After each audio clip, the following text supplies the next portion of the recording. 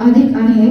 त्याचप्रमाणे गेल्या वर्षभरात मराठी साहित्य क्षेत्रात मैलाचा दगड बनलेली स्त्री संघर्षाची कहाणी, स्त्रियांच्या वेदनादायी जीवनाच्या प्रवासाची कहाणी, कितीही दैर्य, दुःख, दारिद्र्य समोर आले तरी त्यांच्याशी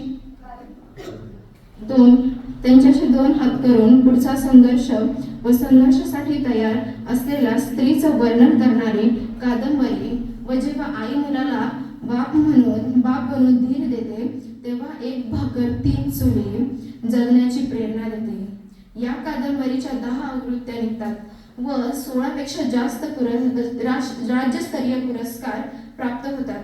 अशी ही कादंबरी म्हणजे एक भाकर तीन चुली। लेखकाच्या 8 वर्षाच्या कष्टाचा परिपाक म्हणजे एक भाकर तीन चुली।